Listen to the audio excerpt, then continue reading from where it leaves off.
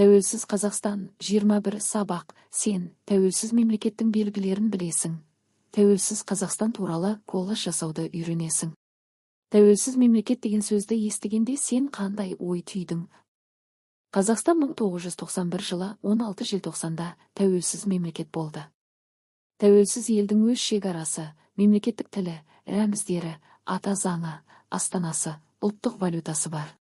Ол басқа мемлекеттерге тәуелсіз, дербес болу керек.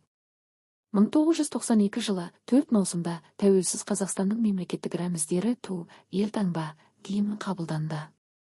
1995 жылы 30 тамызда мемлекетіміздің негізгі ата заңы қабылданды. Ата заңда Қазақстан азаматтарының құқықтары мен міндеттері жазылған. Еліміздің астанасы Астана қаласы. 1993 жылы 15 қарашада Қазақстанның ұлттық валютасы теңге болды. Тәуелсіз Қазақстанның тұңғыш президенті Нұрсұлтан Назарбаев. Қазақстан Республикасының қазіргі президенті Қасым-Жомарт Тоқаев. Парталасы мен тәуелсіз Қазақстан деген тақырыпта диалог құр. Сен оған қандай сұрақтар қояр едің? Оқулықтағы мәтін мен суреттерді пайдаланып, тәуелсіз Қазақстан туралы кластер құрастыр. Кластерді қалай құрастырады?